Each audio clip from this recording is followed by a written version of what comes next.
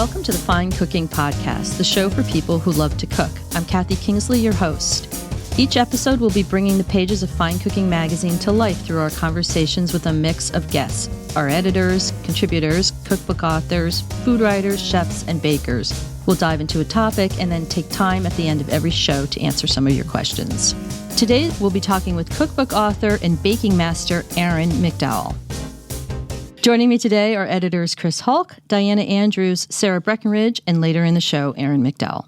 Erin is a food writer, stylist, and the author of The Fearless Baker, a book full of simple secrets to bake like a pro, and named one of the best baking books of the year by the New York Times.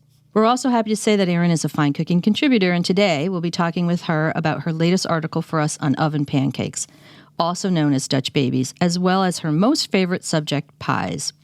But before we jump into our chat with Erin, let's hear what our editors have eaten or cooked lately. So let's just go around the table. Sarah. We are at home mixing up a new cocktail quite frequently, probably more frequently than I care to admit. It's called a green fairy. That's what little kids do for you. Exactly. It's called a green fairy, and we had it at just a restaurant in New York a few months ago, and it is basically absinthe and lime juice and simple syrup and a little soda, topped with a little soda. Really? That sounds interesting. It is so good. I never thought to put together absinthe and lime, like that anise flavor and lime, but it is so good together. And I think it's meant to be an aperitif. That's how we had it at the restaurant. But yeah, it's after the kids go down to bed. It's quite comforting then, too. So, yeah. I like it's called the Green Fairy. Mm-hmm. Right. That was kind of the nickname for absinthe back in its heyday. Was it really? Yeah. I didn't know that. Oh, that's interesting. Transported you to other lands. Well, it ate away at your intestines, right? How about you, Chris? Well, mine's not nearly as interesting as Sarah's, but I have a little problem with one of our local grocery stores, which periodically they will do what they, like a produce department clean out, and they'll bag up huge amounts of produce and sell it at a big discount. So the other day I was walking through the store and they had a bag with like 5 heads of cauliflower in it. And I couldn't resist. I could not resist. And I thought, we have all these great recipes that Diana did for our carb swap article. So I've been kind of working through the cauliflower and having cauliflower fried rice and making the cauliflower tater tots. And one. Did you do the pizza crust yet? I've not done the pizza crust yet. But I did just chop up one head of cauliflower and roast it with some barbecue spices, and that was kind of fun. Or how about roasting it whole? I know we talked about that before, right? That's a great way to do it, too. We did a cauliflower article a few years ago with a roasted head of cauliflower that is amazing. Right. Is it brown butter? I think it might be with brown butter. There's brown butter and hazelnuts and capers in the sauce. Mm. How long does that take to roast a whole head? About 45 minutes to an hour. That's not so bad. Nope.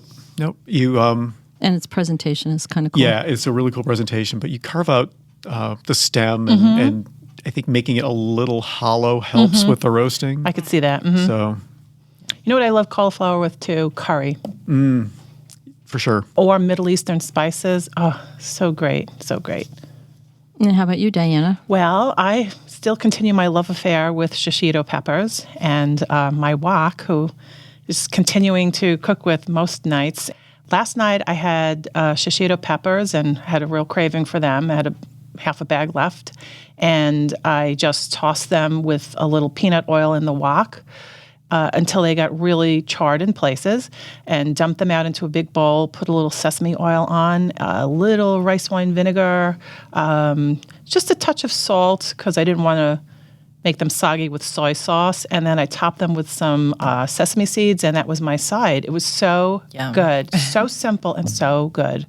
I love shishitos too. I like that they call them roulette peppers because maybe one in I don't know. I think they say 1 in a dozen is hot, but sometimes you can get several hot ones in a row. You know, there's a pepper called a padron pepper, and they get that confused with shishito peppers every so often, and sometimes the crops get mixed up, and I think that might be the reason why. Padron's hotter than shishitos? Very hot. Very hot. Yeah. Okay. So that's, I think they look exactly like shishito peppers. They do. Yeah. So every so often, for some reason, I mean, it's easy to confuse them, especially when you're at a grocery store that has that kind of extensive produce line. Yeah, So they might have them together. I've had them at a place I go to get a lot of Asian ingredients tossed in accidentally, and boy, if you get a hot one, it'll blow your head off. Yeah. Surprise. Especially when you're not expecting it, because you're expecting a bite of something kind of mellow, and you take that one bite, and it's like, woo, wow.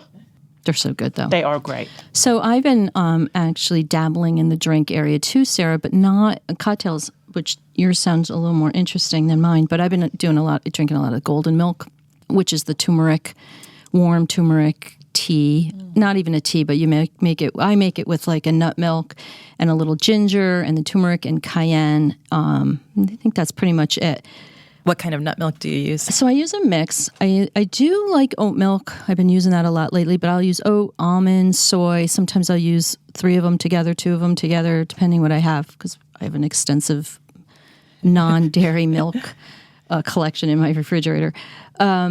And I was just at the Fancy Food Show a couple weeks ago, and it was everywhere I went was turmeric tea. They were calling it tea. And a lot of it, in packages that you just dump into warm milk or warm water. And it got me back on the kick. I had been drinking it last year a lot. It kind of, at the end of the day, just makes me sleep better, and I'm for anything that will help me along those lines. It also has some health benefits. It's anti-inflammatory and filled with antioxidants. And then, like, if you add ginger, sometimes I put cardamom in it, sometimes a little dash of cinnamon or some vanilla extract. It's very, very tasty. Do you put sweetener in it too? No, I don't, but you No? could probably put a little honey in it. That sounds really good. Sometimes I do a little dash of a fat, too, like a little coconut oil or ghee in it, just a little bit, like a teaspoon. It seems really comforting for how cold it's been Yep. lately. I know, especially with the polar vortex coming, it's going to be a good thing to enjoy. But so now we're going to move into the main segment of our show and welcome Erin McDowell as our guest, and she'll be interviewed by Chris Hulk. So hi, Erin. It's nice to have you here. Hi, Chris. So great to be here. So in our new issue, you have a feature about Dutch babies. Can you tell us about Dutch babies? I love Dutch babies for so many reasons. And the first reason is that they're so easy. They're one of those things that you could come home on a weeknight after like a long day of work and totally pull one off. But they're also something that feels really special and fun if you wanted to make it on a weekend morning. So they're really versatile. And at the end of the day, the simplicity is what I like most about them. But then they still have this impressive thing about them, do. the puffy, So for those golden. who might not know what a Dutch baby is. Can you describe one for us? Yes. So it is basically a batter as simple as a pancake batter, really high in hydration. So a lot of milk and a lot of eggs, and all that eggy goodness makes it really puffy. So in the oven, baked at a really high temperature, it kind of expands really big and is, really puffy and golden and just awesome. So traditionally, Dutch babies are pretty simple things, but you took yours in some really cool directions. Do you want to talk about that? Yeah, definitely. I just wanted to show people that they're sort of versatile beyond sort of some of the classic applications, which are often breakfast with just some powdered sugar and lemon juice squeezed over it. Or, I think people do make savory ones sometimes, but I just wanted to show that they could really be used at almost any meal. So we made one that was sort of a breakfast Dutch baby that was topped with fried eggs and candied bacon. And we made one that was sort of an entree Dutch baby that was herby and made with whole wheat flour. And then we made one that was for dessert, chocolate and a chocolate Dutch baby with whipped cream on top and fruit and just really good stuff. So just showing that versatility that I was talking about a moment ago. And as you said, they're pretty easy to put together. So yeah, if you can whisk up a pancake batter, you can make a Dutch baby. And is there any special equipment you need to make a Dutch baby? Not so much, but you want a good whisk and you want a big mixing bowl. It's actually a great thing to bring your family in on, kids, because it's a relatively simple thing, just a few ingredients for the batter itself. And then kids feel really amazed when they see how gigantic it gets in the oven. So it's one of those things that I really like to do kind of with a crowd. But then, like I said, it's also simple enough that I regularly make them for dinner for my husband and I. I'm especially looking forward to doing this with my kids because breakfast for dinner is already a big hit regularly in our house. So like, and they are very impressive when they come out of the oven. They look terrific. It's even great for like a dinner party or something, because when you bring it out, it has this unveiling sort of thing to it of just they're steaming and they're so golden and they're really tall and impressive. So no one needs to know that they're actually as easy as they are. It's like more magic from the kitchen. Yes, exactly. The magic of eggs and milk and flour, all my favorite things. Mm-hmm. And are there any like tips for Dutch baby success that you can think of that you could share? The biggest tip is that it's really important that your oven is hot enough. It won't really behave the way you want it to behave if the oven isn't hot. And this is something I actually notice with people baking at home a lot. They're so afraid of burning things that they sort of tend to go on the lower side of things, either under baking things or, deciding that the oven temperature shouldn't be at 400, it should be at 350 or whatever it is. And you don't want to make those kinds of decisions when you're dealing with a Dutch baby, because the high heat is really what's responsible for making it work. So when all those ingredients, just a handful of ingredients, hit the super high heat of an oven, what makes it behave differently than what a pancake would be or another recipe that's sort of similar is it literally gets steam, and that's what puffs it up, and the eggs are responsible for the leavening. And so it really is important to go with a high oven temperature. And if you're not sure, or if your oven tends to run hot, I'd recommend investing in an oven thermometer and checking it out. I'm sure that's something that you guys are recommending for your readers a lot. Yeah, but we do. It is really important, because if your oven temperature does run, say, 25 degrees hot, which is pretty common, then you might actually ruin your Dutch baby because the oven is too hot. So knowing your oven temperature and not being afraid of that high heat are the two best tips I can give. What about what about the pan? Do you like to use cast iron for that? So I love using cast iron because of the way that it conducts heat. But when I was testing for this article, I also made several in different kinds of skillets, just because I wanted to see, I don't want you to not make a Dutch baby if you don't have a cast iron pan, because you absolutely still can. Right. The biggest concern with other pans is that, a stainless steel pan or anything sort of in that metal vein, your Dutch baby might have a tendency to stick a little bit. So you might want to use just a little bit of extra grease, which also makes it taste extra good. So no problems there. And also enamel pans worked particularly well. They don't conduct heat quite as well as some of the others, but I used a couple of enamel pans when I was testing, and because the metal or the enamel itself is so thin, it actually got a really nice golden texture kind of all over the Dutch baby, including the bottom, which is really the advantage of using the cast iron, is you're going to get a more even color even on the bottom of the Dutch baby, not just on the top of it. Yeah, because it conducts heat so well. Well, it holds high heat well. Yep. Yes, exactly. And I mean, cast iron is so amazing for that. It's the anti-soggy bottom machine. Anytime you're baking something in cast iron, you're going to be sure that you're getting kind of an even coloration on the bottom, which is just so nice to know that. But again, if you don't have a cast iron skillet, well, first of all, if you don't have a cast iron skillet, go get one, because they're awesome. They're not hugely expensive. Right. Yeah, exactly. And they're really a worthwhile investment, because you can use it for so many things and everyone loves them. So I imagine a lot of your listeners have one already. But if you don't, or if you have it occupied with another recipe and you want to still make a Dutch baby, you absolutely can. Yeah. They do sell pre-seasoned cast iron now. Yeah, and in every shape. And, I loved those cast irons, that come in. I mean, they really have them in every shape and color and all sorts of things that you could possibly want. And so then it's another great thing, because then when you serve them, they can go right on the table. It's one of those things you can serve right out of the pan you baked it in, which I always love. Less dishes. Yes, exactly. So, Erin, in addition to being you're our Dutch baby guru, I know that you're really, really into pie. You love making pie. I love pie.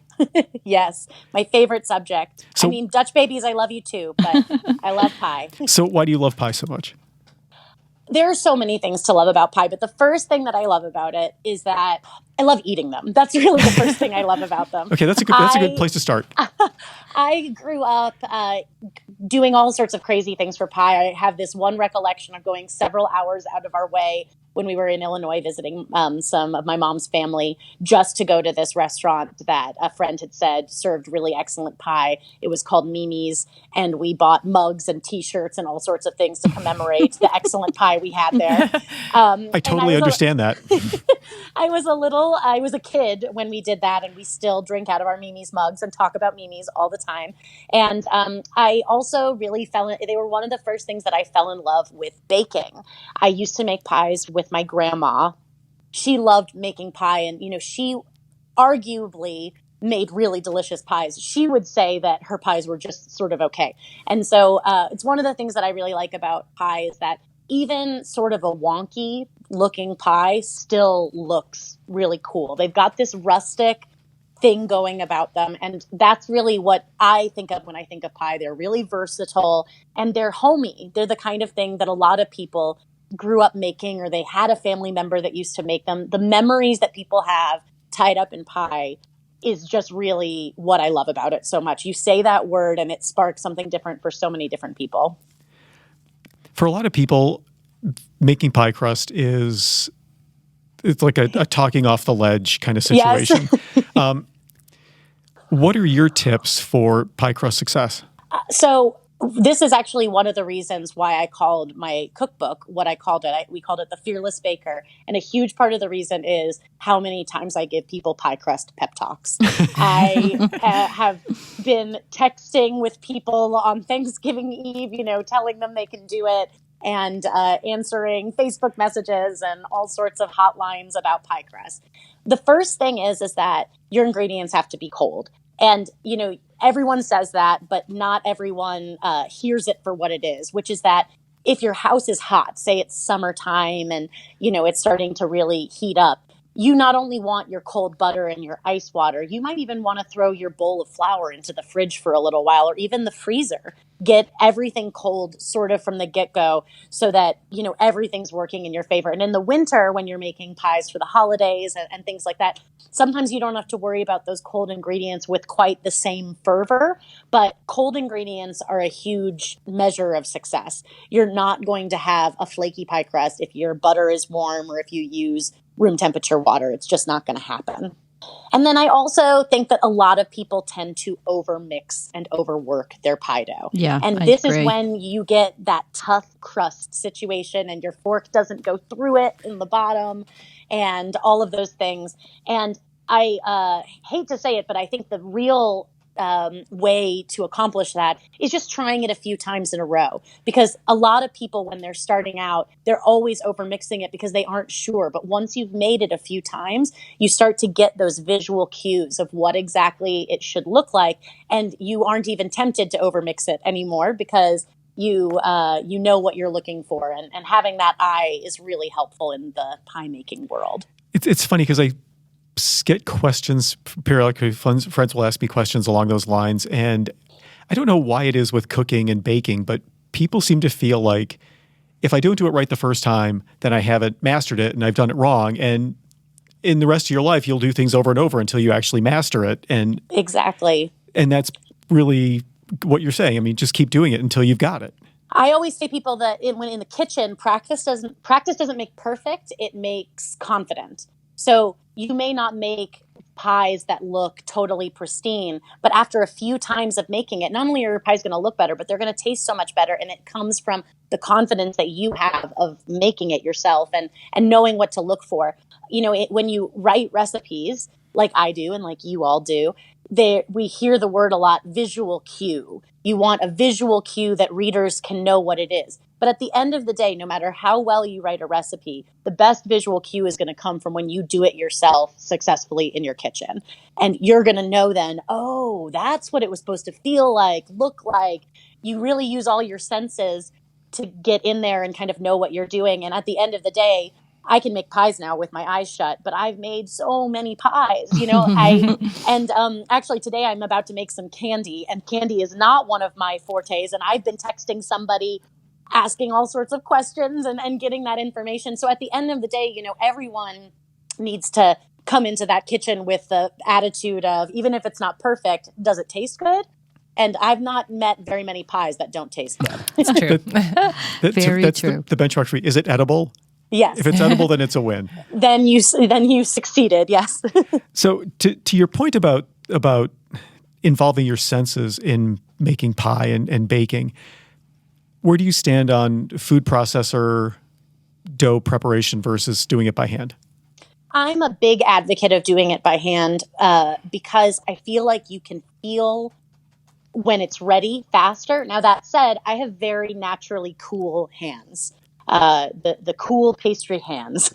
So not everyone has those. Some people have really hot hands. And if you have hot hands, I think I think a lot of people have it. And that's really a struggle for a lot of people. There are things you can do. You can stick your hands in some ice water before you begin. You can do various things, make your hands a little colder. But I actually recommend the food processor for people that do have warmer hands. But I do only suggest it for the mixing in of the butter. I still suggest that you add the water by hand because the third most common issue that I see with people's pie crust is the hydration level. So a lot of people are so afraid of making their dough wet and sticky that they really underhydrate their dough. If the dough is cracking at all when you roll it, it does not have enough moisture in it. And that's a big problem that I see with people who, again, don't, they say only add enough water until, it comes together. And that's really difficult for people. So when it's good to know kind of what that hydration level is. And the way that I usually tell people is that the dough should be, it should be fully come together, but it shouldn't be tacky at all when you touch it. It shouldn't be sticky. It shouldn't be tacky. And if you see any dry, floury bits or it looks like it's cracking, it's underhydrated and you want to add a little bit more moisture to it. So I guess, people feel that if it's overhydrated, then they have to add flour back into it when they're rolling. And then that's always like a no-no because it's going to make it tough. So I bet you they do err on the side of underhydrating. Yes, and I think when the good news is if you do overhydrate your dough and it's a little sticky, adding flour when you're rolling it out is the best way to sort of save that dough. Now, that doesn't mean add a whole bunch of flour and knead the dough. It means use more flour than you would normally while rolling it out. Mm-hmm. And that's something that I think people see. They go, oh, God, it feels wet. And then they mix it some more with more flour. That's not good. You're just making your dough tougher. But an overly wet dough with excess flour being used, that isn't necessarily a guarantee that it's going to be tough. It's just when you use way too much and when you work it too much. Mm-hmm. When your dough is too dry, it is harder to save it at the rolling out stage. You can't just flick some water on it and keep rolling. It's not gonna, because the time that it has in the fridge when it chills, also it's absorbing a lot of that moisture. So I actually even say if you're really not sure, err on the side of overdoing it a tiny bit because you can sort of save it with that extra flour later. But the best thing to do is to just really be careful when you're adding that water and just know that you've got it to the point where it's not sticky, but it is fully come together. And any tips on rolling out pie crust? Oh, so many. I do think that I've seen a lot of people respond really positively to those rolling pins they have now that sort of come at specific thicknesses. And, you can buy a rolling pin that's set to 1/4 of an inch, or you can get those bands for your rolling pins.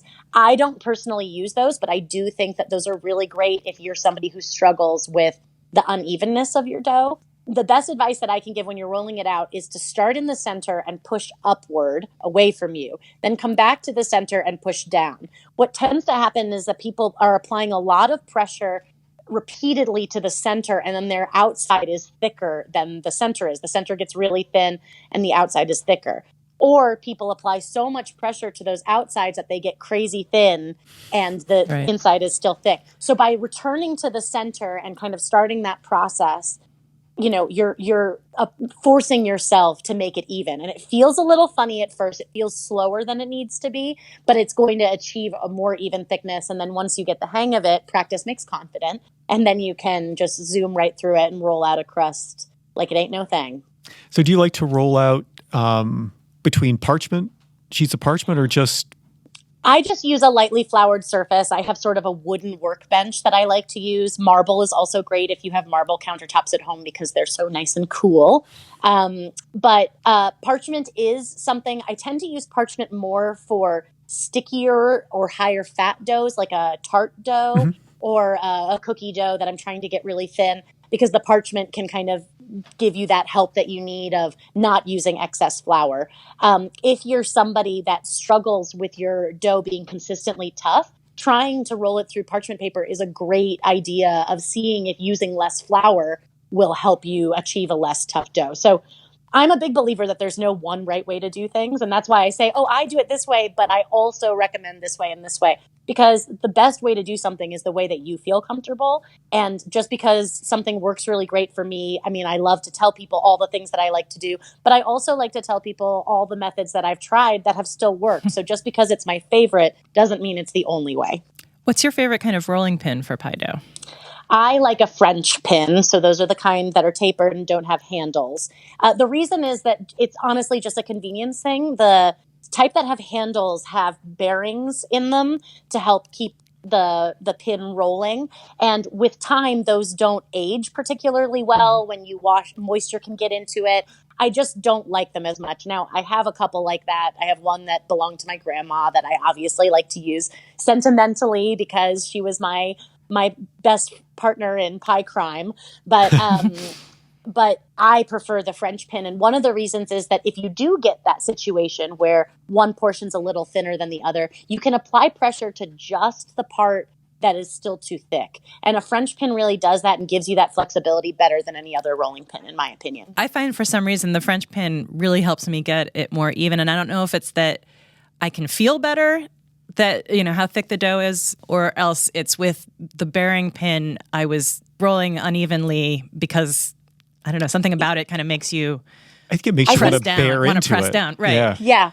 I think the tendency with the rolling pins that have handles is you're really putting pressure. You have this tendency to just push forward. Right. Whereas with a French pin, you kind of you're encouraged to push forward and come back because the pin never stops rolling. Whereas with the handles, sometimes you sort of, I don't know, I've long been, I sort of prefer them for everything too. When I'm rolling out bread doughs or cookie doughs or anything, I really like the French pin. Plus I find them easier to clean and maintain and all of that. So I like buying kitchen tools that are going to stay in my kitchen for a long time. Well, it's an investment, so. Yeah, absolutely. Especially when you make as many pies as I do. So now we're coming up on spring. What are some of your favorite pie flavors for spring? Well, one pie that I don't think gets made nearly enough is straight up rhubarb pie. So people are always talking about strawberry rhubarb, and don't get me wrong, I love strawberry rhubarb. The real reason that people do so much strawberry rhubarb is that some people find rhubarb really sour and they like the sweetness of the strawberries, but also because strawberries in a pie themselves can be difficult. They're so wet, and the rhubarb is so fibrous that the combination really helps to make an easier pie filling that's not going to over juicify on you. But I love a straight rhubarb pie. And what I really like to do then is serve it with a ton of whipped cream or just a drizzle of cold, heavy cream. When I'm feeling really naughty. No whipping involved, just like douse the whole thing in heavy cream. And if you do think that rhubarb is a little too sour, it's a fun time to play with kind of toppings on your pie. I make a rhubarb meringue sometimes, which sounds a little unusual to people. Oh, no, but that sounds great. Yeah, that sounds and really it's good. sour, just like lemons or grapefruit or any other kind of pie that you would make a meringue pie with. Or a crumble topping is particularly nice, and you can really load up that crumble topping with extra sweetness so that together you have a better balance of, tart to sweet. I happen to really love sour stuff. So I like just plain rhubarb. It's one of my favorite. I wait all year long just to make my plain rhubarb pie. One other question I wanted to ask you about is you've just launched a newsletter. Can you tell us about that? Yes, I did. I am doing so many things all of the time, and I was starting to struggle with keeping up with everybody. I have recipes kind of all scattered all over the place, and I have a lot of great recipes from past years. I wrote a lovely cobbler article for you all that I love to refer to every summer because it has so many versatile options, a real mix and match situation. And so I want an opportunity monthly to be able to send people, a little note from me, and also a bunch of seasonally appropriate recipes, new recipes that are coming up, and also events. I would love to be able to notify people when this podcast is airing so that they can be sure to tune in, things like that. So that's really what the idea for the newsletter has been about. And I've already been having a lot of fun just writing the little note from myself. I'm sure Kathy has that experience. So it's just so fun to be able to reach out to people in a more direct way. And so I'm really, really excited about it. Yeah, it is fun. It is fun. And you feel like you're connected more to people that way. Absolutely. I mean, the internet has made the world such a small place in some ways that I feel like I'm already getting an opportunity through social media to really interact with people. I can answer people's questions in real time. And those are such amazing tools. But things on social media tend to get lost in the cracks. Things I put a link up for a recipe, and by the time somebody finds it, I already have a new link to a recipe up. Exactly. So having a newsletter and kind of having a one-stop shop for what's new right now is something I'm really, really excited about. And how can people find your newsletter or subscribe to it? You can go to my website, which is erinjeanmcdowell.com, and there's a little banner right at the top and also a separate little newsletter category, and you can click on that, and you just need an email to sign up. And also you should follow Erin on Instagram because you have a great Instagram. Yes. And please follow me. Keep you up to date on what she's doing. And then one other thing I just wanted to add is, Erin, you also did a great slab pie article for us. So for readers out there and listeners, they were designed in a sheet pan, so it's great for a crowd. Yep. Mm-hmm. So that was a really popular article. And also great for not having to worry about that whole soggy bottom situation. Right. The sheet pan pies really get brown all over really easily. They're easy to slice. I hear so many people saying, okay, I actually made a beautiful pie, but how do I get a nice clean slice out of it? Well, with the sheet pan pies, you can just take a pizza cutter to it and go to town. And I love taking them to picnics. And as spring starts to roll around, you start thinking about being outside again. And, sometimes you want to take a baked good, and it's a little less messy to take those slab pies. People can even eat them just with their hands. You don't even need a fork. The other thing I love about them is they don't take as long to cool. So like my husband loves to make pies, but he never budgets enough time for them to cool. And we always have the runny apple pie filling. And it's so funny. That's like one of the pieces of pie advice that I hate to give is let your pie cool almost all the way before you slice it, or you're going to be really upset. Right. I'm always the wet blanket on his pie making fantasies because I'm like, you've got to leave enough time for it to cool.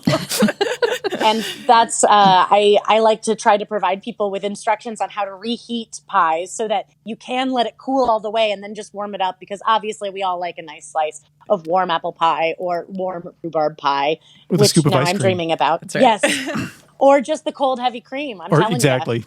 you. Don't knock it till you've tried it. It's the best, most appealing drizzle that you'll ever have.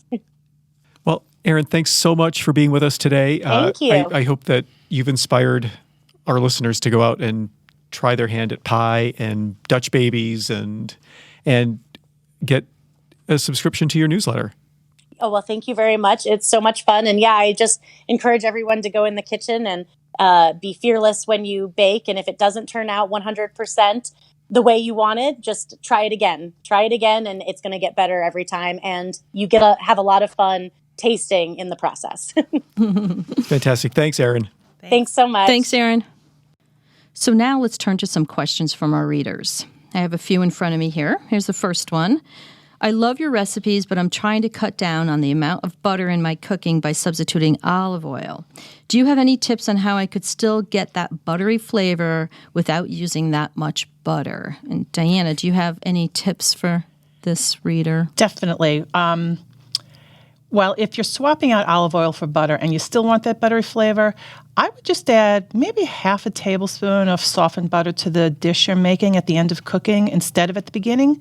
So the small amount of butter added at the end will fool your taste buds into thinking that there's more butter actually in the dish when it's actually, there's really hardly any at all, because the butter is just newly added at the end and is still really fresh and flavorful. It doesn't cook into anything. You'll taste it more. So I would try that. Okay, that sounds like a good tip. Next one I have is, I've been baking a lot with candied fruit and dates lately, but they're so sticky. Yes, I have this issue too. I can't seem to keep them off my knife while chopping them. Any tips for that?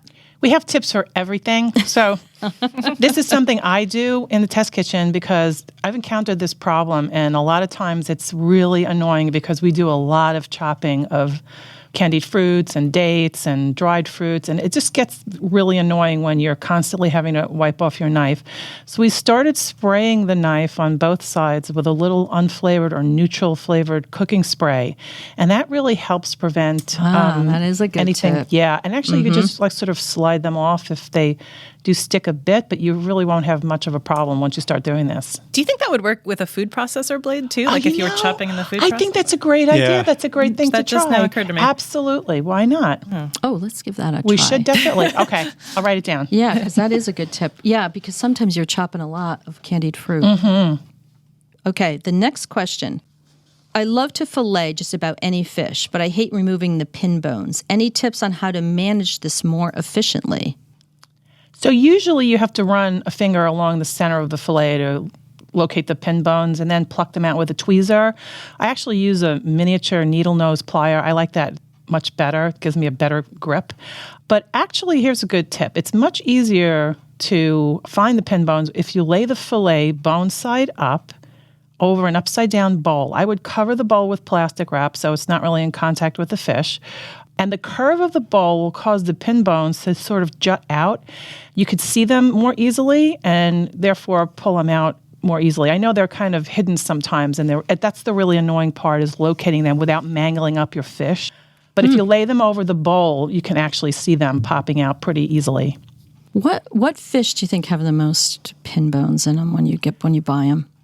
Salmon does a lot, and I think Arctic char. And it's really like a crapshoot. Sometimes they're very clean, or sometimes they're so well hidden that you can't see them. You really have to run your finger along the fillet to just see if you feel any of that hardness.